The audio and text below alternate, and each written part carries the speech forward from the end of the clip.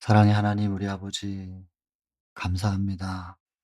우리에게 말씀을 주시고 시대를 분별하게 하시며 무엇을 바라보고 나아가야 될지를 알게 하시니 참 감사합니다.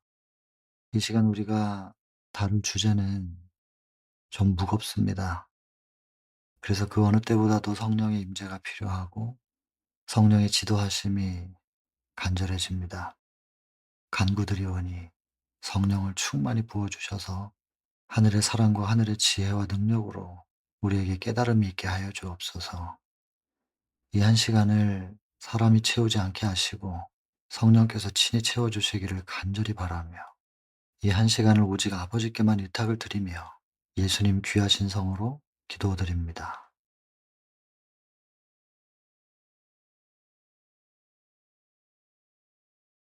오늘 23장 하나님의 성소와 지성소에서 봉사 24 장입니다. 그리고 28장 하늘에서 행하는 조사 심판, 그리고 39장 환난의 때, 최소한 이 네 장은 확실히 좀 알아야 되겠습니다.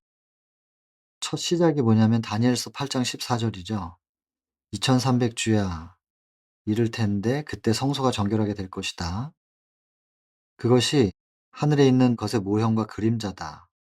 이 땅의 성소가 그렇다는 겁니다. 히브리서 8 장과 9 장인데 그리스도께서는 참 것의 그림자인 손으로 만든 성소에 들어가지 아니하시고 이 땅에 오셔서 십자가에 돌아가시고 승천하신 다음에는 인간이 만든 성소, 손으로 만든 성소에 들어가지 않고 이제 하늘 성소에 입성하셨다는 그 얘기죠. 보시면은 "2300 주야까지인데 성소가 정결하게 함을 입을 것이다." 라고 하는 예언이 이 땅 성소가 아니고 하늘에 있는 성소를 가리키는 것임을 의심할 여지가 없다. 그러니까 다니엘서 8장 14 절은 예수님 재림하신다는 얘기가 아니라는 얘기입니다. 그리고 하늘 성소에서 성소 정결 사업을 시작하셨다는 굉장히 좀 중요한 부분인데요. 여기서 우리가 알 것은 무엇이냐면은 사도행적 4장 오순절 챕터가 있고 그 오순절 챕터에서 예수께서 이 땅의 대표로서 하늘 성소에 입성하시고 이제는 지구 대표가 되셨고 성소에서 성소 봉사를 하시면서 중보 사역을 하시기 시작하셨다는 것. 하늘에서 그 일을 하시게 된 것을 이 땅의 교회들이 모르기를 바라지 않으셔서 하나의 큰 사건을 펼치시는데 그것이 성령 강림입니다. 그리고는 그 성령에 의해서 사도행전 5 장에 보면 성령의 선물을 받고 그리고 6 장에 이제 더 이상 아무것도 주저하지 않고 성전을 향해서 나아가서 외치기 시작하면서 초대교회가 형성이 되거든요. 그렇게 형성된 초대교회는 그 당시에 현대 기별을 가지고 있었습니다. 첫 번째가 십자가에서 못 박혀서 돌아가신 예수라고 하는 사람이 메시아였다라는 거. 그리고 그 메시아의 십자가를 통해서 피의 제사가 이제는 의미가 없고 그리고 지상성소 제도, 제사, 의식이 의미가 없다는 이제 하늘 성소로 옮겨졌다는 그것을 전하는 것이 초대교회의 사명이었습니다. 그 당시 현대기별. 그래서 더 이상은 양을 잡아서 바치는 혹은 피를 흘리는 그 제사가 를 드릴 필요가 없어진 거죠. 근데 이스라엘의 입장에서 볼 때는 수천 년 동안 이어왔던 그들의 종교 의식을 이제는 그게 의미가 없다고 말하니까 초대교회를 적대시할 수밖에 없었고 스데반은 그래서 죽은 거죠. 뭐 나머지 다 모든 사도들도 다 그렇게 죽었지만 첫 번째 순교자는 스데반. 그 당시에 현대 기별을 외치면 그런 취급을 당할 수밖에 없었습니다. 언제부터 그 현대 기별을 받았냐면 예수님의 성소 봉사가 시작된 다음부터거든요. 그 이후로 시간이 쭉 흘러서 1844년 다니엘의 예언에 의하면 2300 주야에 끝입니다. 그때 예수께서 지성소로 들어가시고 거기서부터 이제 성소 정결 사업을 시작하셨다는 이제 그 메시지죠. 그것을 직으로 예수님이 재림하신다고 인제 오해를 한 건데 그게 재림이 아니고 하늘 지성소에서 성소 정결 사업을 시작하셨다는 그 메시지였던 거죠. 그리고는 이제 예수님 재림하실 거라고 모였던 모든 사람들이 대부분 떨어지고 극소수의 사람들만 남습니다. 그리고 그 사람들이 다시 말씀을 연구하죠. '이게 틀린 게 아닐 거야. 계산이 잘못된 게 아닐 거야.' 계산 예언의 해석을 잘못했다고 하면 모든 게 다 틀어져요, 그동안에 있었던 예언들이. 성소가 정결하게 된다는 것 그 결론에 대한 오해인 것이지 그 모든 예언 해석과 계산이 잘못됐다고 볼 수는 없는 것입니다. 그래서 인제 그 부분에 대해서 쟁투 23 장에서 하나님의 성소 부분을 언급을 하는 거죠. 이 챕터가 길기 때문에 전체를 다 옮기지는 못했고 중간중간에 제가 좀 중점적으로 표현하기를 원하는 부분, 전달하기를 원하는 부분만 카피해서 붙였습니다. 여기서 지금 이 땅에 재림하시는 게 아니라 하늘 성소를 가리키는 것이라는 것은 의심할 여지가 없다. 다만 성소의 정결이 무엇이냐, 이것의 의문이 인제 해답되지 아니한 채 남았다. 그러니까 성소가 정결하게 된다는 게 무엇인지 이걸 해결해야 된다는 것입니다. 그러면서 23 장에는 이 땅에 하늘의 모형의 성소를 주시고 그 의미가 뭔지를 설명해요. 그 의미가 뭔지. 매일 드리는 제사가 있고 1 년에 한 번 대속죄일에 드리는 제사가 있잖아요. 그래서 매일의 제사와 1 년에 한 번 있는 제사를 구분해야 됩니다.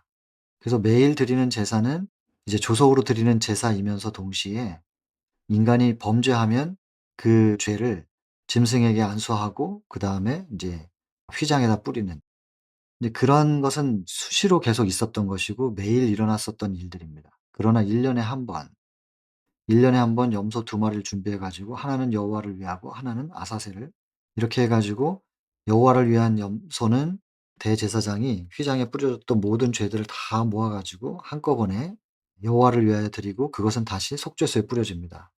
그리고 죄를 안수받은 아사셀을 위한 그 염소는 사람이 없는 무인지경으로 보내어져서 거기서 죽게 되죠. 이게 뭘 의미하는 것이냐. 이것은 온 우주의 대쟁투를 끝마치는 얘기입니다. 그래서 인간의 죄가 예수님의 십자가를 통하여 속죄함을 받지요. 받으나 그러나 여전히 뭐가 남아 있냐면 사단은 남아 있거든요. 사단을 없애는, 그리고 사단으로부터 시작된 그 근본적인 죄를 완전히 온 우주에서 소멸시키는 그 단계가 남아 있는 것입니다. 그 얘기죠 지금 대속죄 주간에는. 그런데 왜 번제단에서 혹은 십자가에서 똑같은 겁니다.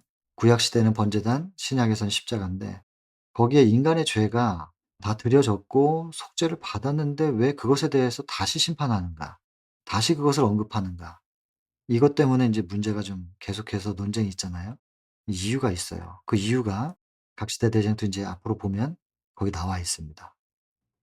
그게 다시 심판하고 싶어서 하시는 게 아닙니다, 하나님께서. 그리고 십자가에서의 그 속죄가 완전하지 않기 때문에 그걸 또다시 번복해 가지고 또다시 죄를 씻어 주는 그런 의미가 아닌 것입니다. 지금 보시면 알아요.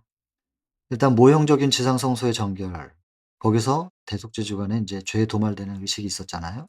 마찬가지로 하늘 성소의 실제적인 정결도 죄가 완전히 도말되는 것을 통해서 이루어진다는 것입니다. 그런데 여기서 속죄 혜택을 받을 자격이 있는지에 대한 심사가 이루어져야 된다는 거예요. 이게 무슨 얘기냐. 번제단에서 이미 다 받았는데, 십자가에서 다 받았는데 뭘 또 자격을 또 받느냐. 이유가 있어요. 왜 그 자격에 대해서 조사를 해야 되는가. 이유가 있습니다. 다시 조사할 수밖에 없는 이 상황에 대해서 그 이유와 원인을 하나님 쪽에다가 두기 때문에 문제가 생기는 거예요. 자꾸 논쟁이 일어나요. 이게 하나님께서 또 하고 싶으셔서 이걸 하시는 게 아니에요. 이제 보시면 아는데 기록책을 조사하고, 근데 그 조사하는 것을 뭐라 그러냐면 조사 심판이라 그러는 거예요. 조사하는 일 곧 심판하는 일이 포함된다. 그걸 조사 심판이라고 하죠. 십자가의 피로 내가 회개했고 내 죄를 다 드렸는데 다시 조사하는 이유가 있습니다. 이제 그걸 살펴보겠습니다. 지성소에서의 봉사, 지성소에서 조사 심판, 재림이 아니다. 이건 다시 한번 반복하는 거고요. 재림하실 주를 영접할 준비. 아직 재림 아닙니다. 근데 재림을 하실 예수님을 영접할 어떤 준비가 필요한가 잠깐 언급하고 넘어가게 됩니다. 백성들은 아직은 준비가 돼 있지 않았대요. 준비의 과업이 남아 있어요. 그들의 마음이 하늘에 있는 하나님의 성전으로 향하게 하는 빛을 받아야 할 것이다. 지성소에서 예수께서 하시고 계시는 성소 정결 사업을 재림을 맞을 백성들은요, 이해하고 있어야 된다는 거예요. 왜냐하면 대쟁투를 끝마치는 메시지가 거기에 있으니까. 그래서 개인이 구원받는 것도 중요합니다마는 온 우주의 대쟁투가 끝나야 되거든요. 그래서 마지막 재림을 맞을 사람들은 성소 기별에 대한 이해가 필요하다는 것이고, 마지막 시대를 살아가는 사람들에게는 새로운 의무가 밝혀진대요. 여러분, 그전 사람들과는 좀 다른 의무가 있어요. 그리고 그 시대를 살아가는 마지막 교회는 또 하나의 다른 경고의 기별과 교훈을 받아야 돼요. 그리고 이 경고의 기별을 외쳐야 되는 거죠. 이걸 위해서 제7의 안식일 예수 재림교회 만드신 거거든요. 그래서 말틴 루터 이후에 개신교회 교파가 5만 개나 된다는데, 그중에서 교파가 부족해서 재림교회를 또 만든 게 아니란 말이에요. 초대교회가 성소 바깥에서 성령의 인도하심을 받아서 어떻게 번제단 앞에까지 오며, 그리고 물두멍을 거쳐서 성소까지 가느냐, 그것을 전하는 게 그 당시에 초대교회가 전해야 될 메시지였다면, 현대기별이었다면, 1844년 이후 지성소 시대에 새로운 교회를 하나 만드시는데, 그것이 제7안식일 예수 재림교회고, 그 교회를 통하여서는 새로운 의무가 있고요. 그리고 다른 경고의 기별과 교훈이 주어져 있는데, 이것이 우리에게 주어진 현대기별입니다. 이게 반드시 외쳐져야 되는 것이죠. 우리 재림교회가 우리가 왜 탄생할 수밖에 없었는지에 대한 정체성을 아는가? 그리고 우리가 뭘 해야 되는지 사명을 알고 있는가? 이걸 묻게 되는 것입니다. 예수님 재림하실 때, 여기 보면 중보 사업이 그치게 될 때, 성소 봉사 다 끝나시고 지성소 사역까지 끝나요. 그리고 오실 때 말이에요. 그때 세상에 살아있는 사람들은 중보자가 없이 서게 된다는 거예요. 이건 예수님께서 십자가에서 겪으신 경험이에요. 이게 대단히 중요합니다. 엘리 엘리 라마 사박다니, 이건 많이 설명을 드렸으니까 추가적으로 설명을 안 하겠습니다. 중보자 없이 서게 되는 이 경험은 다니엘도 못 해본 경험이에요. 에녹도 경험해 보지 못했어요. 그래서 그분들이 마지막 증명자가 못 된 거예요. 이 십자가에서 예수께서 겪으신 중보자 없이 서는 경험, 이것은 마지막에 예수님 재림 직전에 하나님의 남은 무리 14만 4천이 하게 될 경험이에요. 그들을 통해서 뭔가를 증명하셔야 되기 때문에. 근데 그들은 14만 4천은 말입니다. 흠이 없어야 됩니다. 죄에서 깨끗해져야 되고 악과의 투쟁에서 승리자가 되어 있어야 되는 상태예요. 그리고 정결케 하고 죄를 버리는 특별한 일이 이루어져야 되는, 나중에 39장의 환란의 때 그 챕터에서 보면은 완전해져야 된다라는 표현이 있어요, 여러분. 예수님처럼 돼야 된다는 표현이 있어요.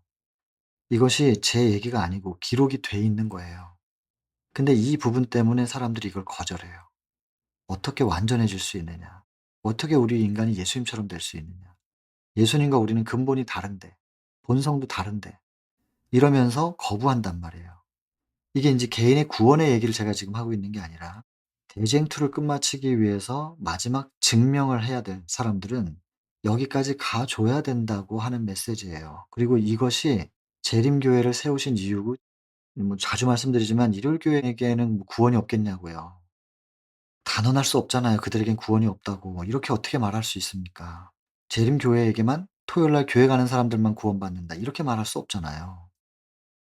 개인의 구원에 그 얘기를 지금 하는 게 아니라 온 우주의 대쟁투를 어떻게 끝낼 것이냐. 왜 십자가에서 다 이루었다 그랬는데 왜 아직까지도 이것이 유지되고 있느냐, 이 세상이. 이걸 끝마치려면 어떻게 해야 되느냐. 하늘에서의 전쟁은 무엇이고 그때 사단이 던진 물음표는 뭐며, 그것을 예수님께서 십자가에서 완전히 다 증명하시지 않았는가. 근데 그것을 사단이 절대로 안 믿거든요. 인간으로 오셔서 피조물로서 하나님과 완전히 조화되는, 율법 안에서 자비와 공의가 조화되고 그 율법 안에서 완전히 율법과 같아질 수 있는, 조화를 이룰 수 있는, 그게 피조물이 되느냐. 예수님은 인간으로 오셔서 그것을 입증하셨는데 그거 안 믿어요. 예수님은 신이니까 됐다고 주장하는 거예요. 그러니까 사단이 더 이상은 참소할 수 없는 우리 같은 인간한테서 예수님이 십자가에서 마지막 완성시킨 것이 나타나 줘야 되거든요. 그러면 예수님처럼 돼야 되는 거예요. 그럼 예수님처럼 된다는 게 뭐냐 할 때, 그 된다고 하는 것을 자꾸 모양에다가 두고 어떤 모양을 갖춰야 된다라고 거기에 국한시켜서 생각을 하니까 자꾸 거부하게 되는 겁니다. 모양은 그분들이 우리 속에서 이루어내실 일인데, 우리가 예수님처럼 된다고 하는 것은 이 땅에서 예수님이 어떻게 하나님과 하나 되셨으며 하나님을 어떻게 믿고 사셨으며 부터 시작이에요. 그래서 믿음부터 시작해서 예수의 믿음을 우리가 배워야 끝내 예수께서 이루신 의의 모양도 우리 안에서 이루어지게 될 것을 우리는 기대하는 것입니다. 근데 모양을 위해서 우리가 나아가는 게 아니고, 여러분, 재림 직전에 지성소 사역을 마치고 이 땅에 예수님께서 오실 때 마지막 대쟁투를 끝마칠 사람들이 증명해야 될 것은 결국엔 완전히 죄와 분리된 이 상태입니다. 이 일이 완성될 때 재림을 맞이하기 위한 준비를 갖추게 될 것이다. 여러분, 이렇게 적혀 있기 때문에 이것을 향해서 몸부림치며 기도해야 됩니다. 우리는 스스로의 힘으로 이룰 수 없는 이것을 하나님께서 우리 안에서 이루어 주시기를 기도해야 되는 겁니다. 근데 자꾸 이 결론 자체를 거부하고 딴 데로 가면 재림교회를 세우신 그 이유, 그 정체성을 잃어버리는 거예요. 그러면 외치질 못해요. 어떻게 하면 대쟁투가 끝난다는 것을. 그냥 개인의 구원 얘기만 계속하는 거예요. 그게 의미가 없다는 게 아니라 아무리 그걸 외쳐도 대쟁투가 안 끝나니까. 온 우주의 죄가 계속 유지되고 사단은 계속해서 살아남게 되니까. 이걸 거부하지 않고 마음을 열고 받아들여야 되는데, 이 예언의 신에 이 기록이 돼 있는 것을 지금 내가 안 된다고 해서 자꾸 거부할 게 아니라 기록이 돼 있으면 받아들이고 이 말씀대로 내 안에 이루어질 수 있게 해 달라고. 아니, 처녀가 잉태를 하는데 말이에요. 말이 되냐고요. 남자를 모르는 여자가 어떻게 잉태를 해요. 근데 마리아가 얘기하잖아요. 주의 계집종이오니 말씀대로 이루어질 거라고. 여러분, 우리가 안 된다고만 생각할 게 아니고 말씀이 이렇게 적혀져 있으면 말씀대로 이루어지이다 하면서 믿어야 되는 겁니다. 믿는 자에게 이루어 주시는 그분들의 능력을 우리는 인정해 드려야 된단 말이에요. 그런데 여러분, 이 조사 심판과 무엇을 같이 연결시키냐면, 이 첫 번째로는 우리가 성소 정결과 조사 심판이 연결됐죠. 23 장에서 쟁투 23 장. 지금 24 장에서는 조사 심판과 혼인 잔치를 연결시키면서 뭘 얘기하는가 인제 보자고요. 다니엘 8장 14 절이나 다니엘서 7장 13 절이나 말라기, 이거 다 세 가지 모두 같은 사건을 묘사하는 겁니다. 또한 마태복음 25 장의 열 처녀의 비유라든지 마태복음 22 장도 혼인 잔치의 그 예복 이야기라든지 전부 다 같은 얘기예요. 전부 같은 사건이라고 여기 적혀 있고, 그것은 자격에 대한 심사예요. 지금 조사 심판 얘기하다가 나오는 얘기잖아요. 조사 심판, 자격이 있느냐. 자격이라는 단어가 23 장에도 나왔습니다. 쟁투 23 장. 자격이 있느냐. 그 자격 심사에서 뭘 보느냐면요. 열 처녀의 비유, 등이 있었고 이게 슬기로운 그리고 미련한 5대 5로 나눠지잖아요. 등은 있어요. 근데 미련한 처녀들은 기름이 없어요. 등은 실물교훈에서 뭐라고 상징해요? 등이 뭘 표상하냐면 말씀이죠. 기름은 성령이에요. 말씀은 있는데 빛이 안 나요. 성경을 가지고 있고 지식이 있어요. 근데 빛이 없어요. 왜 그러냐면 성령이 없이 성경을 지식으로만, 마치 요한복음 5장 39, 40 절처럼 너희가 성경에서 영생을 얻는 줄로 생각하고 그 성경을 상고해요. 외울 정도로. 근데 성경이 곧 나에게 대해서 증거하는 것이로다. 그런데 너희는 영생을 얻기 위하여 내게로 오기를 원치 아니하는도다. 성경을 다 많이 알면서 예수님이 빠져 있단 말이에요. 똑같아요. 성경을 많이 아는데 빛이 안 나는 거예요. 말씀에 빛이 안 나. 왜냐하면 성령께서 함께 하실 수 없는, 성령이 없는 상태에 머물러 있단 말이에요. 말씀에 지식이 아무리 있어도, 교리가 아무리 완벽해도 말씀이 증거하는 예수 그리스도, 예수의 증거, 하나님의 품성이 안 나타나요. 사랑이 없어요. 그러면 자격이 없는 거예요. 똑같아요. 마태복음 22 장에도 혼인잔치에 들어갈 수 있는 거는 예복이 있어야 되는데 예복이 뭐냐? 품성이래잖아요. 품성을 검사하는 일. 하나님의 나라에 들어갈 준비가 되어 있는지 결정하는 것은 곧 조사 심판이고, 성소 정결은 조사 심판이라 그랬어요. 조사 심판은 자격 심사인데 여기 지금 그 혼인 잔치 예복 같은 거라 그랬잖아요. 결국엔 조사 심판은 무엇을 심판하는 것이냐? 품성. 하나님의 품성을 닮았는지 안 닮았는지. 예수님은 하나님의 생각과 마음 자체이셨잖아요. 예수님 말씀이시니까. 하나님에 대한 오해를 사단이 만들어 냈기 때문에 하나님의 마음과 생각이 형상화돼서 이 땅에 오셔 가지고 "이것이 하나님의 마음이야. 이것이 하나님의 생각이야." 하면서 당신의 삶을 통해서 증거하셨어요. 우리도 역시 예수를 믿는 믿음 안에서 결국에는 하나님의 형상을 회복한, 하나님과 닮은 꼴이 되는, 하나님의 자녀가 되는 그 삶을 통하여 증거가 돼야 되는 거죠. 그 조사 심판은 곧 뭐에 대한 조사냐면 품성에 대해서 검사하는 일이라는 거예요. 그런데 번제단에서 짐승의 피로 제사 드리고 이건 전부 속죄를 얘기하는 거잖아요. 그다음에 십자가도 마찬가지입니다. 십자가의 피도 우리의 죄를 씻는 의미인데 그것과 품성과 무슨 관계냐 이거예요. 지금 번제단 얘기하다가 십자가 얘기하다가 갑자기 왜 또 품성이냔 말이에요. 근데 여러분 이게 같은 거라는 걸 알아야 된다고요. 완전한 회개는 완전한 품성 회복이라는 걸 이걸 알아야 된단 말이에요. 근데 우리가 회개를 하는데 품성 회복이 안 이루어진다면 그 회개가 온전한 게 아니라는 거죠. 회개에 대한 오해가 심각하단 말이에요 지금. 그러니까 다윗이 그렇게 기도한 거예요. 시편 51 편에. 3 절 "나는 내 죄가가 뭔지를 압니다. 내 죄가 항상 내 앞에 있습니다." 이렇게 죄가 뭔지를 아는 사람이 4 절에 회개하는 거예요. "내가 주님께만 범죄했습니다. 주께만 범죄하고 주의 목전에서 악을 행했습니다." 악한 행동과 죄를 분리시켜 놨어요. 왜 이렇게 회개했는가? 그리고 5 절에 "내가 죄악 중에 출생하고 내 어미가 나를 죄 중에 잉태하였나이다." 이 본성에 대한 이야기고. 여러분 이게 또 얘기하면 길어져요. 근데 이미 다 여러 번 얘기했기 때문에 시편 51 편의 이 회개, 가장 샘플적인 이 회개를 우리가 바르게 이해하고 스가랴 12장 10 절부터 13장 1 절까지 있는 "성령이 임하시면 그제서야 그들이 그 찌른 바 그를 바라보고 나의 십자가를 만나서 애통이 터지는." 무엇을 회개할 것인가? 죄가 뭔지를 제대로 깨달으려면 회개의 영이 임하셔야 되는 거고, 그리고 회개의 영과 함께 제대로 회개가 이루어지면서 그다음에 그 죄의 열매인 악한 행동은 어떻게 처리할 것인가. 이게 우리가 이해돼야 되는 부분이죠. 온전한 회개가 이해되고 온전하게 회개를 한 사람들에게는 동시에 일어나는 게 뭐냐면 품성 회복입니다. 왜냐하면 회개를 우리 힘으로 할 수가 없잖아요. 죄를 드리는 것조차도 빛이 와야 어둠이 물려가는 거지, 어둠을 몰아내고 빛을 채울 수는 없으니까. 성령이 임하시면서 빛이 오시면서 어둠이 밀려가는 거예요. 그래서 죄를 완전히 회개할 수 있도록 밀어 놓고 성령께서 성소 정결을 이루어 놓는 거죠, 우리 안에. 그다음엔 하나님을 다시 모셔 들어와요. "하나님 이제 다 치워 놨으니까 오세요." 죄가 남아 있지 않아요. 죄가 있는 상태에서 하나님이 오시면 소멸돼요. 성소가 소멸돼 버려요.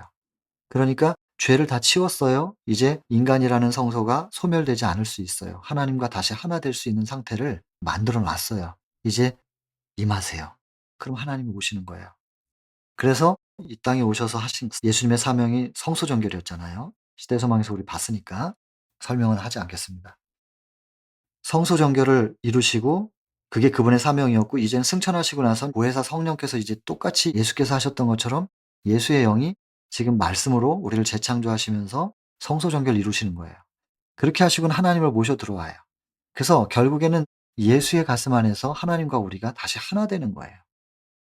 그래서 온전하게 우리가 회개가 됐다면 우리 안에 빛으로 충만하게 돼 있는 상태가 되고, 그 충만하게 있는 빛이 우리 속에서 자연스럽게 발산돼요. 막을 수가 없어요. 눈빛이든 표정이든 말이든 몸짓이든 간에 그분들의 임재의 빛이 발산되고 임재의 향기가 나가는 거예요.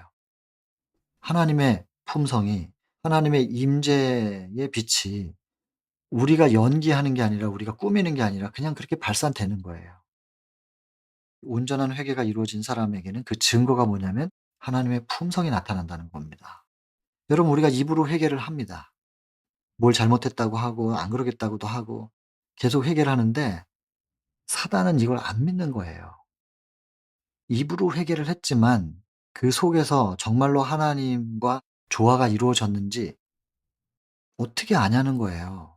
그 중심을 보시는 건 하나님만 보시는 일이지 그 속에 지금 뭐가 있는지 어떻게 아냐는 거죠. 똑같아요. 이 맥락에서 예수님이 철저하게 인간으로 사시면서 십자가까지 완성시키셨는데 인간으로서 하셨다고 분명히 말씀하시지 않았어요? 뭐 시대소망에서 여러 번 반복했으니까 반복 안 하겠습니다. 인간으로 오셔서 하셨다는 게 그렇게 증거돼 있는데도 안 믿어요. 그 안에서 신성을 썼는지 인성으로만 했는지 우리가 그걸 어떻게 압니까? 우린 중심을 못 들여다보는데. 그리고 안 믿는 거예요. 그리고선 십자가에서 다 이루었다 완성시켰다 그러니까 당신은 신이니까 한 거예요. 피조물은 안 돼요. 피조물이 안 되면 뭐가 문제가 되냐면 하나님은 창조주로서 온전하지가 않은 거예요. 하나님이 창조하신 피조물들이 저렇게 불완전해. 그러니까 하나님의 창조의 능력은 완전하지가 않은 것이 되는 거죠. 창조주로서 경배받을 자격이 없다는 거예요. 그리고 하나님의 품성의 사본이라는 게 율법이라고 하는데, 율법은 속성이 자비와 공의의 조화라고 했는데 자비하고 공의가 어떻게 조화를 이룰 수 있느냐.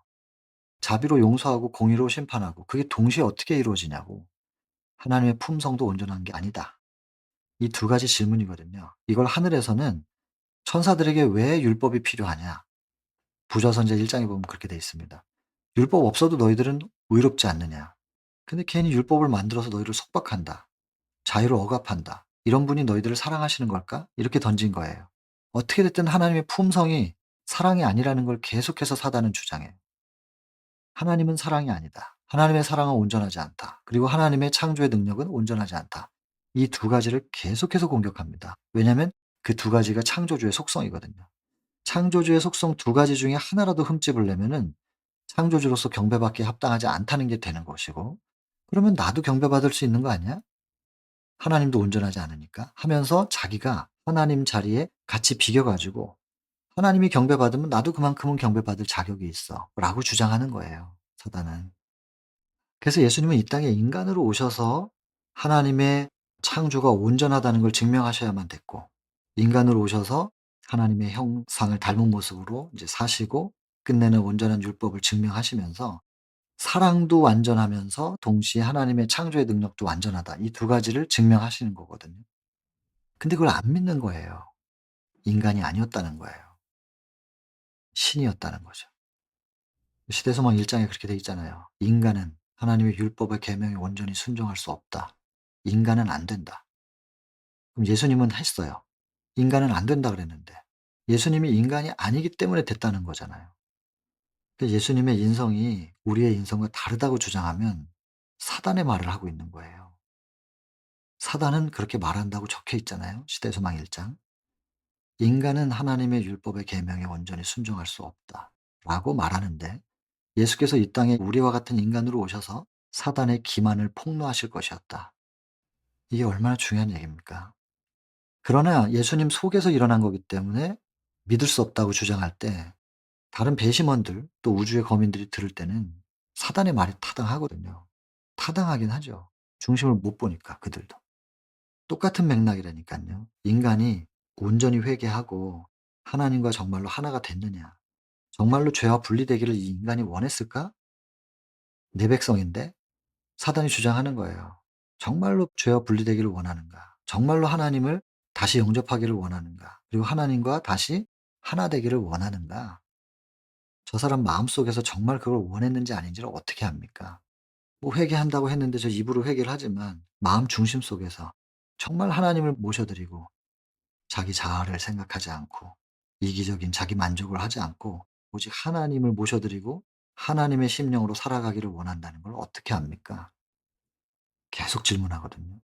그래서 진정한 회개가 일어났으면 입으로만 한 회개가 아니라는 증거가 뭐냐면 성령께서 우리 속에 충만하게 임하시는 것만큼 어둠은 밀려가니까. 빛이 임하는 것만큼 어둠은 가는 거니까. 그래서 온전한 회개가 이루어졌다는 것은 곧 성령께서 온전히 우리 심령 속에 충만히 계시다는 뜻이고, 그다음 단계는 하나님이 우리 속에 모셔져서 하나님과 우리가 하나 된다는 거예요. 하나님과 우리가 하나 되었다는 증거가 품성이거든요. 그래서 성소 정결 사업은 조사 심판, 조사 심판은 품성에 대한 거. 이 품성에 대한 증명인데 품성이라는 것이 곧 뭐냐면 온전한 회개, 정말 죄를 완전히 들였다는 것에 대한 증명이 되는 거거든요. 그게 연결이 돼요. 여기 지금 28 장이에요. 조사 심판이 일어나요. 책들이 있어요. 하늘 법정에서. 모든 사람들을 다 조사하는 게 아니고 하나님의 백성이라고 공언하는 사람들만 따로 하는 겁니다, 이거는 지금. 책이 3 개가 있어요. 생명책과 기념책이 있고 또 하나 뭐 있냐면 죄악을 기록하는 책이 여기 있어요. 이거는 기록책이라고 나중에 언급이 돼요. 어둠에 감추인 것들을 드러내고 마음의 뜻을 나타내는 기록책. 마음의 생각들까지도 여기 기록해요. 그래서 인제 새 책이 있어요. 중보자. 요 소제목이에요, 요거는 지금. 생명책과 기념책 이것도 소제목이고 나중에 확인하시려면 하늘법정 이것도 소제목입니다. 품성을 심판하는 것은 이제 표준이 뭐냐면 율법이에요. 율법이 그것의 기준이 되는 것이고, 예수께서 중보자로서 이제 하늘 법정을 상상해 보세요, 머릿속에. 재판관이 있고요, 정면에. 그다음에 오른쪽에 중보자신 예수님이 계세요. 또 다른 편에는 이제 참소하는 사단이 있겠죠. 그다음에 배심원들이 다 앉아 있어요. 그럼 사단이 참소했을 때 예수님이 중보하고 재판관이 그냥 땅땅땅 하면 되는 게 아니에요. 그렇게 되는 게 아니고, 중보자하고 재판관이 한 편인데 뭐. 그러면 예수님하고 하나님이 한 편이니까 중보자하고 변호사하고 재판관이 한 편이면 무조건 이기겠네. 그렇게 이기면은 공의가 입증이 안 되거든요. 그러니까 배심원들이 있는 거예요. 배심원들이 그걸 다 지켜봐요. 그래서 예수님과 사단 간에 논박을 하잖아요. 그것을 다 지켜봅니다. 그리고 배심원들이 다 변호하시는 예수님 쪽에 손을 들어줄 때 재판관은 그냥 땅땅땅 하면서 딱 판결을 그냥 내려버리는 거예요. 배심원이 굉장히 중요해요. 배심원들이 인정할 수 있게 돼야 돼요. 하나님 마음대로 하면 안 돼요. 재판관이 그냥 결정 내린다고 끝나는 게 아니라 온 우주 거민들이 인정할 때 그렇게 된단 말이에요. 그래서 로마서 3장 4절 여러분 말씀드렸잖아요. 의롭다 하심을 얻어야 돼요. 의로우신 분이지만 인정을 받아야 된단 말이에요.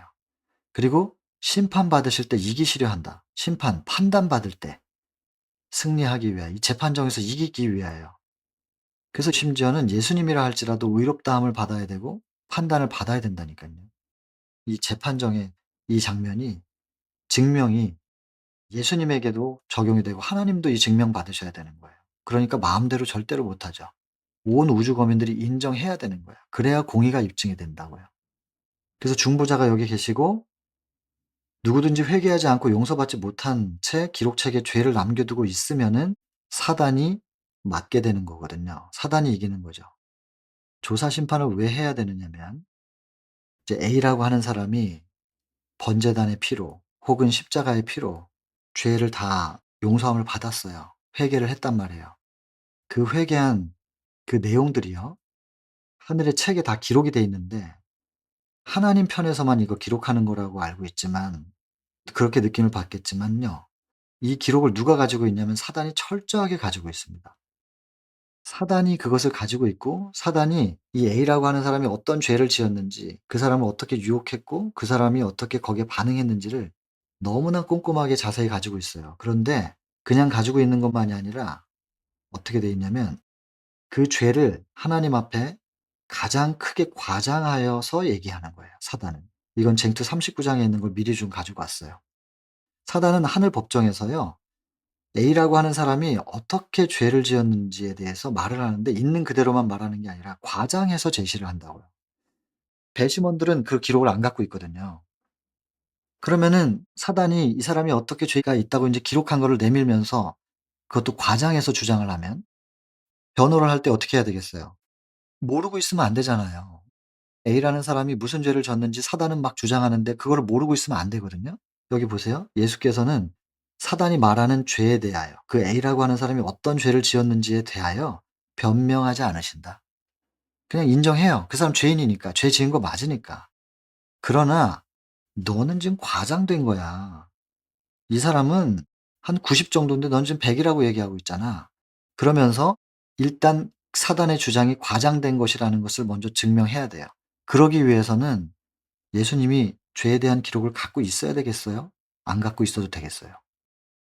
예수님도 철저하게 그 기록을 가지고 계셔야 돼요. 그래야 사단이 주장하는 걸 거기서 변호를 할 수 있잖아요.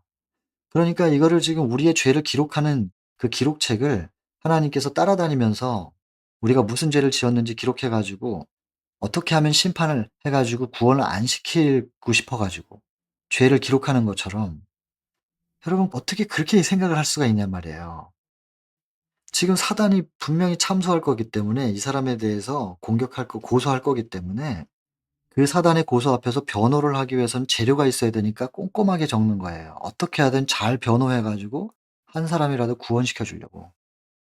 근데 우리의 죄를 적는다고 하는 이런 표현들을 하나님의 품성을 오해하는 데 근거로 사용한다는 것이 참 안타까운 일이 아니냔 말이에요. 그리고 기념책에는 뭐가 적혀 있냐면 우리가 착한 행동한 거, 의롭게 행동한 게 적혀 있어요, 선한 모습들이. 그래서 이걸 비교해요. 사단이 참소하고 예수님은 "그건 과장이야." 그러면서 "그 사람이 그 정도는 아니잖아." 그러면 인제 사단이 뭐 할 말 없지요. 기록을 정확하게 대니까. "아 어쨌든 죄인이잖아요." 인제 이렇게 주장할 거예요. 그러면 그다음에 남아 있는 죄는 어떻게 해요? 죄의 기록은 여기 읽어 보시면 죄에 대해서 변명은 하지 않으시는데 증명은 해야 돼요, 과장됐다는 거. 그래 놓고 그래도 어쨌든 죄가 있잖아요. 그러면 그 죄는 예수님이 인제 다시 변호하는 거예요. "회개했잖아. 내가 십자가에서 흘린 피를 그는 믿음으로 받아들여서 회개했고 그 사람이 이렇게 나를 믿었고 그래서 내가 용서해 줬잖아. 내 피로 다 씻었는데." 그러면서 재판장한테 하나님 앞에 인제 말씀하시는 거예요. "내가 저 사단이 말하는 그 A라는 사람의 이름을 압니다. 내 손바닥에 저의 이름을 새겼습니다. 하나님의 구하시는 제사는 상한 심령 아닙니까? 하나님이여 상하고 통회하는 마음을 주께서 멸시치 아니하시리이다." A라는 사람이 상하고 가난한 심령이 되어 가지고 통회했습니다. 그 내가 다 씻었습니다. 하나님 앞에서 재판관 앞에 혹은 배심원들 앞에 손바닥을 딱 보이시면서 내 피로 다 씻었는데 사단이 저 주장하는 저것은 죄가 있다는 건 내가 변명하지 않겠으나 다 씻어 줬습니다. 그러니까 저 사람은 죄가 없는 겁니다. 이렇게 주장하는 거예요. 변호하시는 거예요. 그럼 사단이 그 회개가 진짠지 아닌지 증명해 보세요. 그 사람이 입으로만 회개한 건지 정말 심령에서 회개한 건지 증명해 보세요. 이렇게 된단 말이에요. 그럼 예수님께서 마지막으로 뭘 드러내겠어요? 이 사람을 보라. 누굴 닮았냐고. 그때 품성이 나온단 말이에요. 진짜 회개를 했다는 것은 성령이 임하시면서 빛이 임하시면서 어둠을 다 밀어냈다는 거예요. 회개도 우리의 힘으로 하는 게 아니니까. 회개의 영이 우리 안에 들어오시면서 어둠을 밀어내서 회개할 수 있게 해 주신 거예요. 그 믿음으로 받아들인 거죠, 그 A라고 하는 사람은. 그리고 죄가 완전히 밀어내어졌고 회개가 됐다는 증거가 뭐냐면 어둠이 밀려간 것만큼 빛으로 충만해요. 그 A라고 하는 사람을 배심원들 앞에 세워요. 그 사람을 딱 보여주시면서 "이 사람 보라고. 누굴 닮았느냐." 하나님을 닮았다고 하는 것에 대해서 아무도 부인하지 못할 때 그러면 사단은 더 이상 할 말이 없는 거예요. 그러면 그 사람은 생명책으로 옮겨진다고요. 근데 그럼에도 불구하고 사단이 끝까지 물고 늘어지는 게 뭐냐면 중보자 없이 세워 봅시다. 예수님은 십자가에서 하나님과 완전히 분리된 상태에서 서셨었잖아요. 그때에도 예수님이 투쟁이 있었으나 시대소망 78장 79장 우리가 다 공부했지요. 엄청난 시험이었지요. 이스라엘이 너의 백성이라고 했는데 거절했다. 사랑한다고 했던 제자들 다 부인하고 배신했다. 심지어는 하나님도 너에게서 떠났다. 인간 예수님은 하나님의 임재를 볼 수가 없었으니까 완전히 홀로 계셨습니다. 예수님은 혼자 계신 거예요. 하나님이 함께 계셨으나 예수님이 그걸 못 느꼈기 때문에 혼자 계신 거하고 똑같은 거죠. 예수님 입장에서는. 그런 상황에서 사단이 말합니다. 내려오라고. 지금이라도 너의 신성을 다시 발동시켜 가지고 내려오라. 너의 희생은 의미가 없다. 왜 네가 이렇게 죽어야 되는 것이냐. 포기하라. 요게 야곱의 환난하고 똑같은 거예요. 포기하라고. 너는 구원받을 자격이 없어. 죄인이잖아. 지금이라도 포기하고 남은 인생이라도 즐기면서 살아. 지금 이렇게 여기서 버틴다고 해서 네가 얻을 게 아무것도 없어. 포기해. 근데 그때 중보해 주는 성령이 안 계시다니깐요, 야곱의 환난은. 예수님도 마찬가지예요. 하나님의 사인이 아무것도 없어요. 이대로는 부활을 못할 것 같은 거예요. 시대소망 시소 78, 79에 여러분 읽어 보시고 또 우리가 다 공부했으니까. 부활할 수가 없는 상황이에요. 그런 상황에서 예수님이 기억하는 건 뭐냐면 3일 후에 부활할 것에 대한 말씀이 주어져 있었다는 거. 그 말씀을 붙잡고 예수께서 "내 영혼을 아버지께 의탁합니다." 하면서 십자가를 포기하지 않고 그냥 거기서 운명하시죠. 그렇게 승리하신 거거든요. 야곱의 환란도 똑같은 거예요. 중보자가 없는 상태에서 끝까지 믿음으로 버틸 수 있느냐 없느냐. 그것까지 입증되면요. 사단은 아무 할 말이 없어요. 그러면 하나님께서는 온 우주의 죄를 완전히 소멸시키고 끝낼 수가 있는 거거든요. 이제 이 얘기가 다 여기 적혀 있는 건데 제가 지금 시간이 없으니 제가 그냥 말로 설명을 한 거예요. 네, 한번 볼 수 있는 데까지만 본문을 좀 보겠습니다. 그렇게 해서 완전히 회개가 된 거잖아. 그리고 딱 이 사람을 보면 하나님을 닮은 형상이 회복된 상태예요. 배심원들도 다 인정해요. 그러면 이제는 사단이 아무리 죄인이라고 주장을 해도 이 사람의 죄는 피로 다 씻어졌다라고 하는 것을 배심원들 앞에서까지도 입증한 거예요. 그러면 이제 기록책에서까지도 지워버릴 수 있어요. 더 이상 사단이 참소할 수 없으니까 이 A라고 하는 사람은 이제 증명된 거예요. 그러면 기록조차도 예수님은 싫어요. 내 자녀가 지금 비록 깨끗하게 됐어도 과거에 저질렀던 죄들 있잖아요. 그런 것들이 기억조차도 하고 싶지 않으신 거예요. 예수님은 지워주시는 거예요, 그것을. 그게 죄 도말이에요. 저는 반드시 죄 도말을 받고 싶어요. 안 그러면은 제가 지은 죄들을 나중에 구원받은 사람들이 다 보게 될 거거든요. 이 사람이 왜 구원받지 못했는지를 다 살펴보게 돼요. 그 얼마나 수치스러워요. 죄가 지워지고 나면 내 자신조차도 내가 무슨 죄를 졌는지를 몰라요. 야곱의 환란 때 되면 생각나지 않는다 그랬어요. 얼마나 감사한 일이에요. 내 머릿속에 죄의 흔적을 완전히 지워주시는, 이게 얼마나 감사한 일이냔 말이에요. 조사 심판과 죄의 도말은 하늘에서 먼저 일어나야 돼요. 그래서 주님의 재림보다 먼저 이루어지는 일이죠. 그걸 유쾌하게 되는 날이라 그랬거든요, 베드로가. 그것이 유쾌하게 되는 날이 먼저 있고 그다음에 그리스도 곧 예수를 보내리니. 그러니까 죄 도말이 먼저 있고 그다음에 예수님 재림하신다, 그 얘기죠. 그리고 엄숙한 심판대 앞에서는 사랑만이 나타납니다. 그러니까 사단은 알아요. 그는 그에게 있어서 만사, 그러니까 인간 뭐 경영자들이 얘기하잖아요. 인사가 만사라고. 모든 것이란 얘기인데, 사단에게 있어서 만사는 사람의 마음을 예수님과 그분의 진리에서 떠나게 하는 일에 달려 있다. 요것만 이뤄내면 결국엔 자기가 이길 걸 알아요. 계속 그걸 하기 위해서 우리에게 역사하는 거죠. 속죄 사업의 중심, 성소 문제와 조사 심판에 관한 문제를 분명히 이해해야 한다. 여러분, 우리가 이걸 이해해야 됩니다. 이걸 이해해야 대리행초가 끝나요. 나 한 사람 구원받느냐 안 받느냐의 문제는 이거 몰라도 돼요. 그러나 대쟁투를 끝마치려면 이거 이해해야 됩니다. 마지막 시대를 살아가는 사람들은 이걸 이해해야 돼요. 특별히 재림교인들은 이걸 이해를 해야 이 대쟁투를 끝마칠 수 있어요. 재림교회는 대쟁투를 끝마치는 역할을 하게 하시려고 하나님께서 세우신 교회예요. 근데 이 재림교회가 대쟁투를 끝마치는 그 엄숙한 사명, 온 우주에 존립이 달려있는 그 엄숙한 사명을 놓치고, 물론 의미가 있는 일이지만 나 하나 구원받냐 못 받냐 이것만 가지고 계속 이렇게 씨름해 가지고는 이건 너무나 안타까운 일이라는 것입니다. 그리스도의 중보 사업은 그분의 죽음과 마찬가지로 기묘하다. 그러니까 십자가만큼이나 이 지성소 사업이 중요하다는 거예요. 이게 얼만큼 중요하게 여기는지 아시겠지요? 사단은 그리스도를 따르는 사람들에게 죄를 이길 수 없다는 치명적인 궤변으로 그들을 속이려고 항상 힘쓰고 있다. 이게 사단의 궤변인데 왜 자꾸 이런 거를 가지고 우리는 안 된다고 하는 얘기가 설교단에서 외쳐져야 되냔 말이에요. 믿어야 되는데 내가 안 된다고 안 되는 일인 게 아니라 믿는 자에게 이루어질 일을 믿어야 되는 거단 말이에요.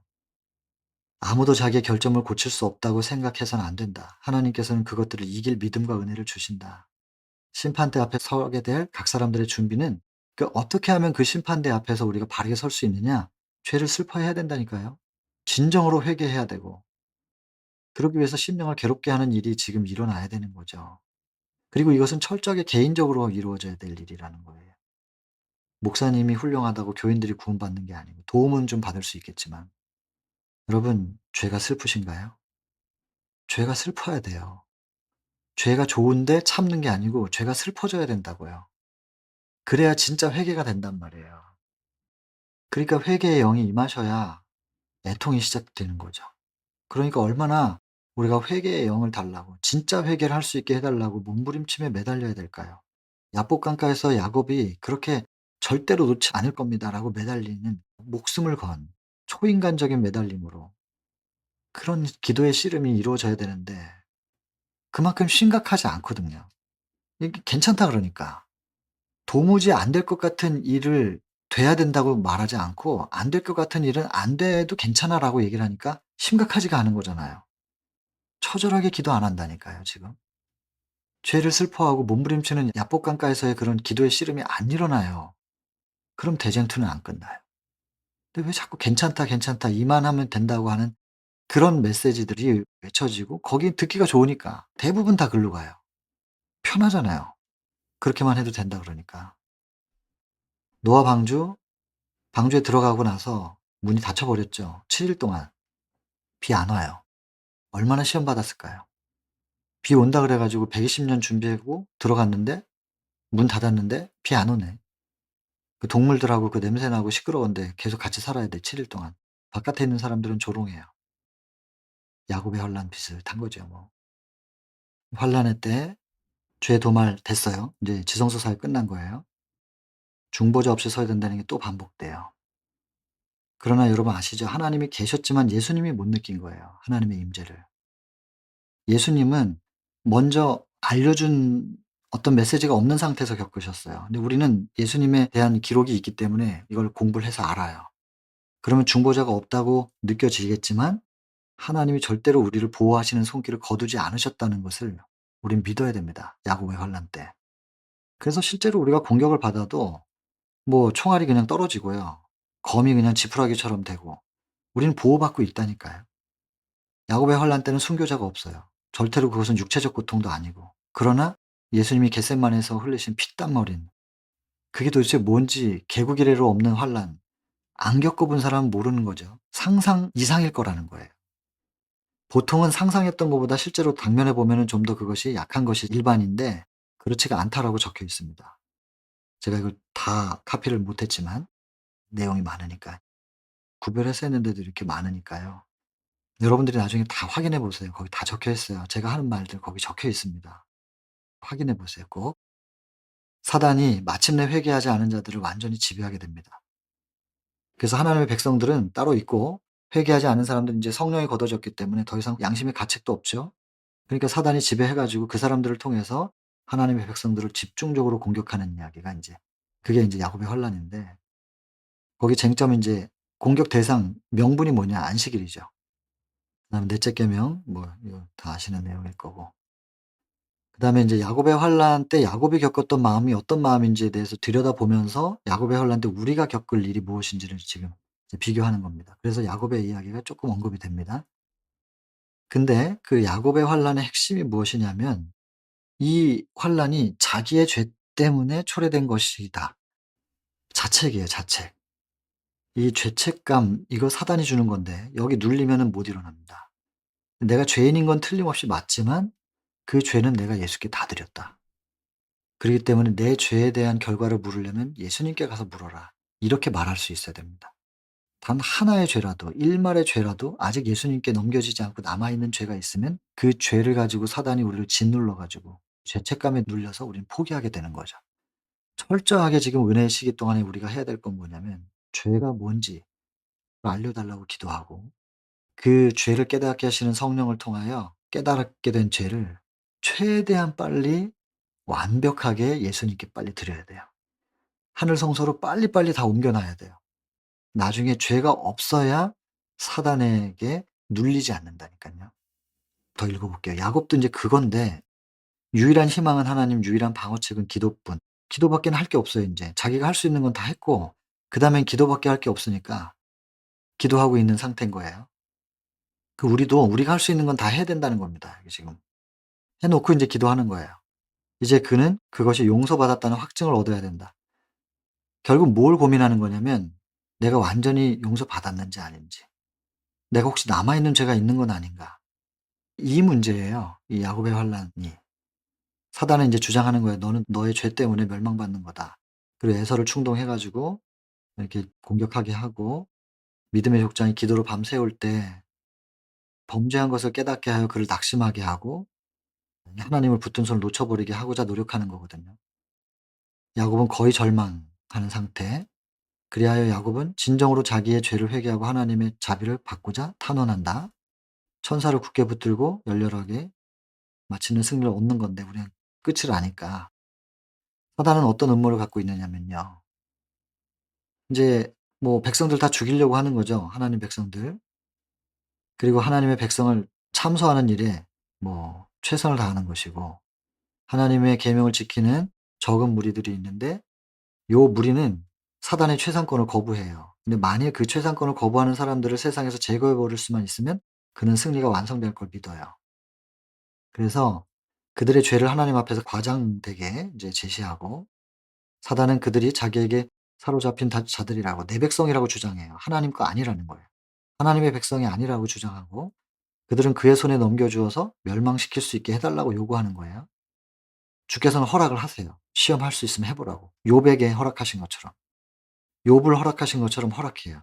격렬하게 시험 받는 거예요. 사람들은 무슨 시험을 받냐면 과거를 회고할 때 그들의 희망은 사라진다. 왜냐하면 그들의 온 생애에서 선을 거의 찾아볼 수가 없으니까. 나는 죄인이라는 것을 인정할 수밖에 없기 때문에 희망이 없는 거예요.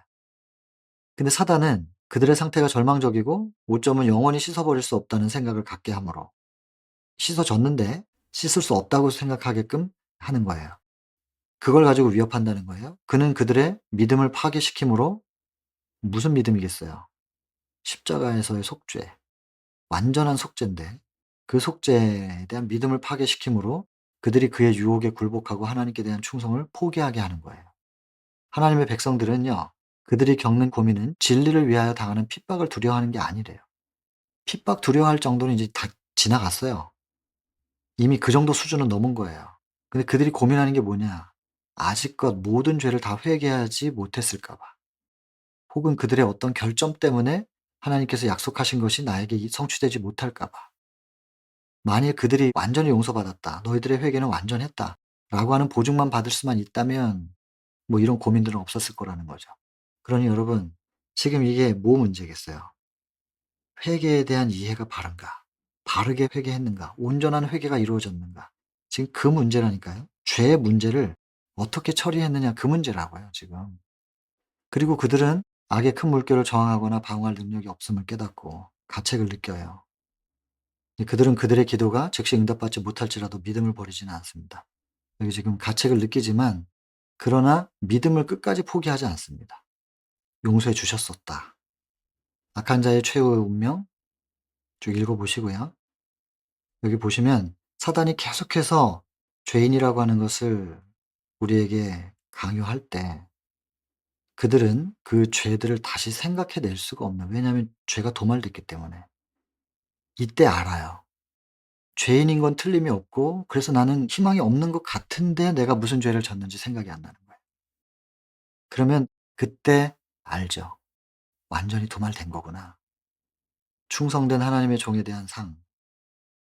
여러분 이건 좀 읽어보죠. 하나님과 기도로 씨름하는 것이 무엇임을 깨닫고 있는 자들이 얼마나 적은가. 기도에 씨름하지 않는다는 거예요. 모든 힘이 다할 때까지 강렬한 열망을 가지고 온 심령을 다 기울여 하나님을 찾는 자들이 얼마나 적은가. 어찌 그리 적은가.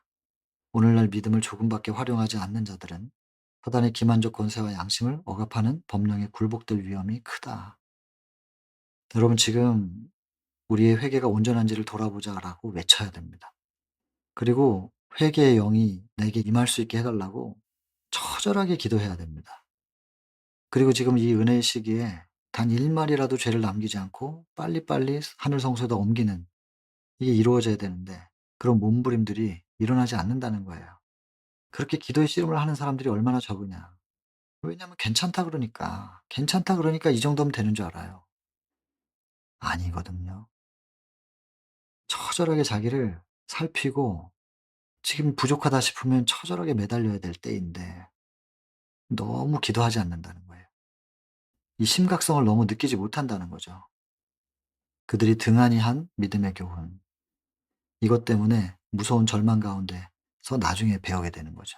근데 배우고라도 구원받으면 좋겠는데 여기 보면 하나님과 친숙해져야 되고 기도하는 시간을 가져야 할 것이다.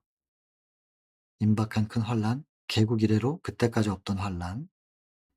여기 보시면 각 사람은 자신의 힘으로 하나님 앞에 서야 한다. 이게 자기의 의로 서야 된다 이런 뜻이 아닐 겁니다. 자기의 생명만 건지리라. 이 훌륭한 사람들 노아, 다니엘, 욥 이런 사람들이 온다 할지라도 그 사람들도 자기 자녀도 건지지 못하고 결국에는 자기 생명만 건진다. 이 말은 내 의, 그 사람의 행위에 의, 자기의 의 그걸 지금 얘기하는 게 아니라 철저하게 개인적으로 지금 이 모든 과정들이 일어나야 된다는 거죠. 나의 의를 가지고 내 자녀를 절대 구원 못한다는 거예요. 얼마나 개인적으로 이 기도가 처절하게 이루어져야 되는가. 그리고 여러분 보세요. 여기 지금 자기의 의라고 했지만 노아, 다니엘, 욥 이 사람들이 전부 자기 스스로 의를 이뤘나요? 그리스도 안에서의 완전이라고 전하잖아요. 여러분 근데 그리스도 안에서 완전하여지고자 노력해야 된다고 그랬어요. 완전하여지고자 노력해야 되는데 완전할 필요 없다라든지 완전해질 수 없다라든지 이렇게 가르치면 누가 이런 노력을 하겠냐고요. 근데 예언의 시는 이렇게 적혀 있는데 어떡할 거냔 말이에요. 적혀 있는데. 물론 여러분 식물의 각 성장 단계를 완전으로 보십니다. 사과나무 그러면 사과가 주렁주렁 달려있는 나무가 완전하다고 생각하겠지만 열매 없어도 씨는 씨로서 완전하고 싹은 싹으로서 완전한 겁니다. 그래서 우리가 겉으로 드러나는 모양으로 표준을 정해 가지고 완전을 얘기해서는 안 됩니다. 그러나 그리스도 안에서 완전하여지고자 노력해야 된다. 그리스도께서 완전의 시작이 뭔데요? 하나님과 하나됨이었어요. 하나님을 철저하게 믿음으로 영접해서 한순간도 하나님과 분리되지 않고 사셨단 말이에요, 예수께서. 차라리 행위로 완전한 게 더 나을걸요? 모양을 얼추 노력하면 만들 수도 있을 것 같은데 훨씬 더 높은 수준이에요, 여러분 이거. 하나님과 철저하게 한순간도 분리되지 않고 하나님을 꼭 붙잡고 살아나가는 거예요. 한 호흡 한 호흡이. 한 걸음 한 걸음이. 예수님은 하나님과 그렇게 함께 계셨다고요. 그게 완전이란 말이에요. 그 하나님과 함께 계신 상태, 하나님을 영접한 상태가 그게 믿음이고 그 믿음으로 말미암아 하나님과 분리되지 않는 그 상태가 또 완전이에요. 여러분 그 완전을 추구하시겠어요? 행위로 하는 게 보이는 경건의 모양의 완전을 추구하는 게 더 쉽겠어요? 차라리 그쪽이 더 쉬울 거예요, 후자 쪽이. 굳이 어렵고 쉽고를 따지자면.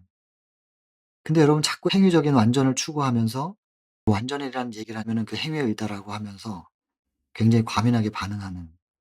그래서 아예 완전이라는 것에 대해서는 될 수도 없는 것이고 그렇게 되지 않아도 된다는 그런 인식을 자꾸 주는 가르침들은 대단히 위험하다는 것입니다. 여러분 우리 계속해서 예수 그리스도를 그야말로 히브리 12장 2 절처럼 믿음의 주요 온전케 하시는 이인 예수를 바라보자. 그 바라보다는 것은 고정되다라는 뜻인데 고정. 마치 사격하는 사람들이 눈 가리고 딱 관역만 쳐다보는 것처럼 고도로 집중하지 않습니까? 그게 그 고정되다라는 바라보다라는 말의 뜻인데 여러분 우리 지금 그렇게 예수를 바라볼 때입니다. 그리고 예수 그리스도 하나님의 말씀 그 말씀을 우리가 머리로 암기하는 게 아니라 가슴에 새겨 나가는 지금 우리가 그 시간들을 하라고 은혜의 시간이 주어져 있는데 그래서 갈라디아 2장 20 절에 "이제는 내가 그리스도와 함께 십자가에 못 박혔다. 그래서 내가 사는 게 아니라 내 안에 그리스도께서 사는 것이다.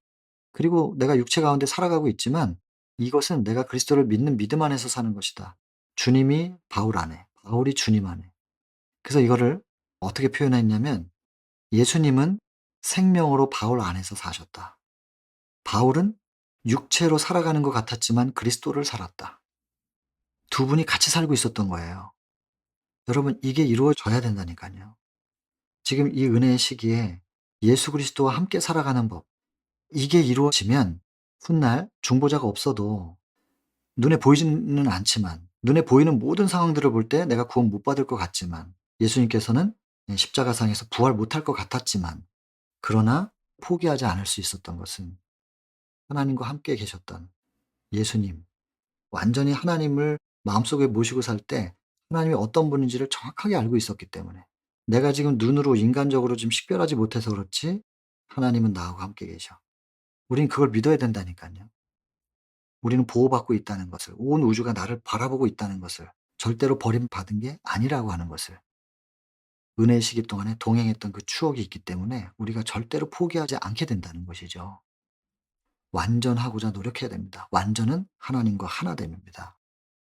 하나님과 함께 된 사람들이 살아가는 삶을 통하여 그분들 속에서 비쳐나오는 그 임재의 빛으로 모양은 만들어질 거예요. 어떤 모양이 될지는 모르겠어요. 그러나 분명히 내 안에 계신 하나님께서 이루어내실 일이고 그것도 된다고 저는 믿고 이루어내시니까 그분들이 하시면 되는 거죠.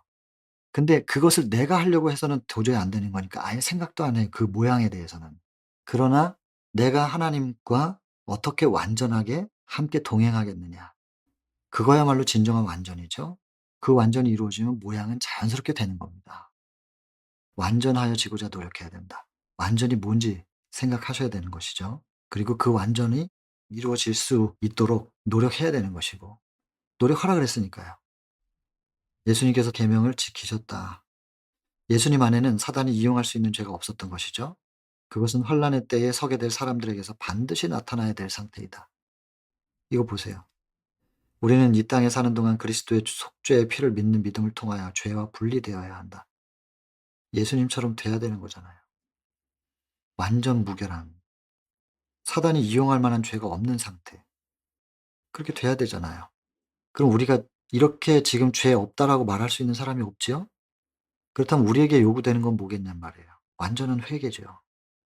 예수님께서 이 땅에 태어나셔 가지고 사시는 동안에 철저하게 성령과 함께 하시면서 죄의 열매를 맺은 적이 없으시지만 모든 생애가 완전하다고 말할 수 있는 사람이 어디 있겠냔 말이에요.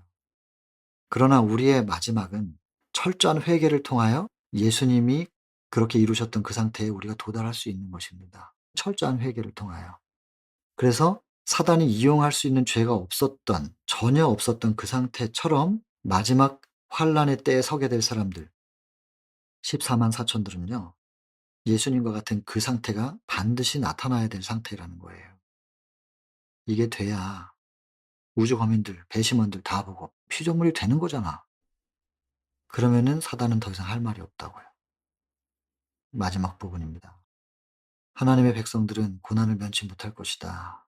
그러나 버려지지 않을 것이다. 보호해 주시고 버려지지 않을 것이고 보호하고 필요를 채워줄 것이다.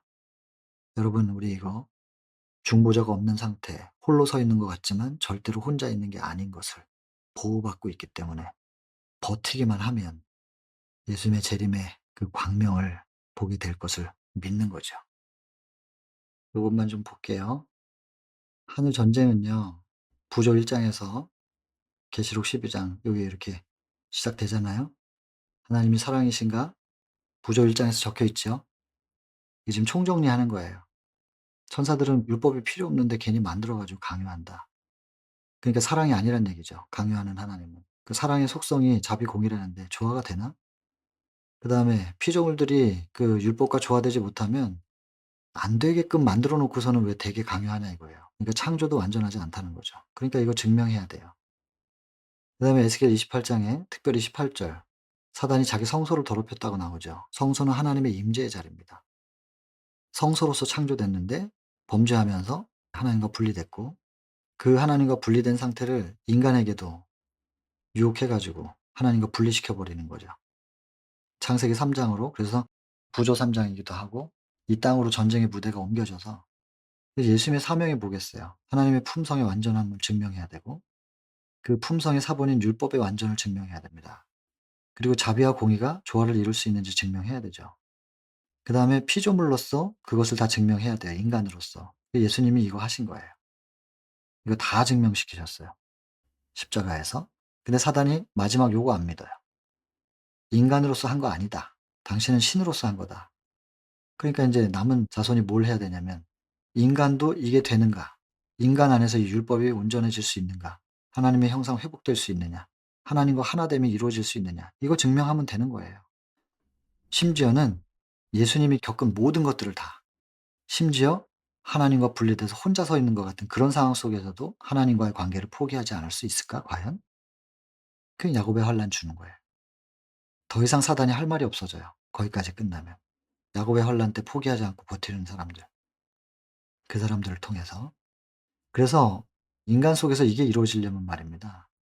하나님과 하나 돼야 되는데 하나님과 하나 되려면 하나님의 임재의 자리인 성소가 정결하게 돼야 되잖아요. 그러니까 성소 정결이 중요한 것일 수밖에 없지요. 예수님께서 이 땅에 오셔서 시소 11장 16장 성전을 정결케 하시면서 당신이 이 땅에 오신 사명을 선포하고 계셨다. 16 장이죠. 11 장에서는 죄로 인해서 완악하여진 인간의 심령이 예수 그리스도께서 이 땅에 오신 사명을 이해하는 것이 그리고 그것을 이해할 때 얻을 수 있는 구원의 선물 받는 거 이게 얼마나 어려운 줄 아시고 이 어려운 일을 해내기 위한 능력을 하늘을 향해서 간구하시는 장면이잖아요. 그게 침례잖아요. 시소 11장 침례. 사명을 인간이 이해하는 게 그렇게 어렵대요. 예수님의 사명이 성소 정결인데 성소 정결에 대해서 이해하는 게 어렵대요. 왜냐하면 사단이 계속 그걸 이해 못하게 하니까. 인간이 그걸 이해하면 그리고 이해한 것이 경험적으로 이해가 되면 대쟁투가 끝나요. 자기가 생명을 유지할 수가 없거든요. 그러니까 인간이 성소 기별을 이해하지 못하게 사단이 이 성경을 공부하는 사람들에게 얼마나 역사하겠어요. 그래서 재림교회를 구별하시고 하나님께서 예언의 신을 통하여 성경 바르게 이해하게 하고 성소 기별 뭔지 다시 회복시키시고 지금 그거 하시면서 온 세상을 향하여 "이거 외쳐라. 이제 마지막 때는 이거 외쳐야 돼." 하면서 재림교회를 만드신 건데 재림교회가 우리가 왜 있어야 되는지 모르고 정체성, 그다음에 사명을 모르겠죠. 정체성을 모르면 사명도 모르죠. 그럼 표류하는 거예요. 그러니까 라우디게아 교회에게 얘기하는 거예요. 계시록 3장 14 절부터. 마지막 라우디게아 교회가 등장하잖아요. 그 라우디게아 교회에게 없는 게 두 가지가 있어요. 금과 흰옷이잖아요. 금, 불순물이 없는 믿음과 사랑이에요. 흰옷은 의예요. 믿음으로 말미암는 의가 없어요. 첫째와 둘째를 포함한 셋째 천사의 기별은 믿음으로 말미암는 의다. 화이프니 그렇게 얘기했잖아요. 그러니까 우리 재림교회의 핵심 교리가 세 천사의 기별인데 그 세 천사의 기별이 마지막 라우디게아 교회에게는 없다는 뜻이거든요. 없는데 있는 줄 알아요. 그 부자라 부유한 자라 부족한 것이 없다고. 가련하고 가난하고 헐벗고 눈먼고 아무것도 모른다는 거예요. 그러고 있다가 구원 못 받죠 뭐. 근데 그 마지막 교회에게 제7한 실 예수 재림교회잖아요. 예언 해석상 7 교회의 역사를 풀어보면 1844년 후 라오디게아 교회가 만들어졌는데 우리 재림교회죠. 19 절에 보면 그러잖아요. "내가 내 사랑하는 자를 책망하여 징계한다." 사랑해서 말하는 거다. 제발이지 열심으로 회개하라고. 회개하라고. 그러면서 20 절에는 "내가 문 밖에서 두드린다. 마음 문 밖에서 두드리니 누구든지 음성을 듣고 문을 열어 주기만 하면 내가 들어가서 다 이루어 줄게." 금이든 흰옷이든 다 준비하고 계시거든요, 그분이. 그러니 제발 회개하고 마음 문을 열고 나를 받아들여 달라는 게 이게 핵심 메시지잖아요, 재림교회. 재림교회를 향해서 지금 뭘 외쳐야 되느냐. 회개를. 진짜 회개를 외쳐야 되는데 또 진짜 회개가 뭔지를 제대로 말해 줘야 되고 정로의 계단 3장 회개, 4장 자복, 5장 헌신, 6장 믿음과 받으심, 7장 드디어 그리스도의 제자로서 거듭나는 증거. 이 과정 정말 정로의 계단만 제대로 우리가 이해한다 할지라도 그 각시대 대쟁투하고 또 이렇게 연결되면서 이게 뭘 얘기하는 건지 이걸 전체적으로 연결을 해야 된단 말입니다. 그러니까 회개. 오늘 우리 봤잖아요. 조사심판. 성소정결은 조사심판. 조사심판은 품성에 대한 조사. 그 품성을 증명하기 위해서는 회개가 온전하게 이루어졌느냐. 사단이 참소하는 건 그거니까. 이 사람의 회개가 진짜일까요? 이거니까. 그래서 사단의 참소 때문에 어쩔 수 없이 조사심판하는 거예요. 하나님께서 십자가에서 다 이루어진 걸 굳이 또 들춰내 가지고 왜 조사를 해요? 하나님이 하고 싶어서 하는 게 아니라 사단이 참소를 하니까 하는 거지. 그러니까 그거를 왜 다시 조사하냐고 하나님께 따지면 하나님은 가슴 아픈 거예요. 사단의 참소 앞에 변호하기 위해서 하나님께서 그렇게 사랑으로 하고 계시는데 하나님이 사랑이 아닌 것처럼 왜 그걸 또 조사하냐고. 이렇게 따지니 얼마나 가슴 아프냔 말이에요. 그리고는 하늘에서 딱 결론이 나면 죄 싹 지워줘 버리고 이게 얼마나 은혜냔 말이에요. 죄 도말. 그리고 인제 오시는 거예요. 그리고 남은 자들은 마지막 증명을 이뤄내겠죠. 그렇게 쭉 연결이 되는 거니까 우리가 재림교회를 향하여 라오디게아 교회를 향하여 "열심을 내라. 회개하라." 이걸 외쳐야 되는데 자꾸 괜찮다 그러니까 회개를 안 하지 뭐. 지금 이 상태로는 안 되는데. 그래서 성소정결을 계속 얘기할 수밖에 없는 것이고 지금 말로 했던 내용들을 다 여기서 했네요. 에덴에서 잃어버린 것이 무엇이냐. 눈에 보이는 것과 보이지 않는 말씀 둘 중에 하나 선택하는 거였잖아요. 근데 최초의 인류는 보이는 걸 선택했습니다. 먹어도 안 죽는다고. 뱀이 먹으면서 안 죽으니까. 그리고 오히려 말하는 능력을 얻으니까. 먹으면 뭐가 대단해질 줄 알고. 그래서 보이는 걸 선택했는데 예수님이 이 땅에 오셔서 이거를 인제 뒤집죠. 엘리 엘리 라마 사박다니. 눈에 보이는 상황은 도저히 구원받지 못할 상황이었지만 예수님께서는 눈에 보이는 상황을 선택하지 않고 부활시켜 주시겠다는 말씀을 믿어요. 그것을 선택해요. 그리고 "내 영혼을 아버지께 의탁합니다." 하면서 운명하세요. 이렇게 해서 이루어냈는데 사단이 이거를 안 믿어요. 인간으로서 한 게 아니라고 하면서 부정해요. 그러니까 우리 같은 인간이 마지막으로 증명을 해내면 되는 겁니다. 마지막 증명. 그러면 인제 끝나는 겁니다. 에덴 동산, 십자가, 마지막 야곱의 환란. 그러면 인제 끝나요. 근데 이 에덴 동산으로 옮겨진 전쟁은 시작은 에덴 동산이 아니고 하늘부터였다는 거.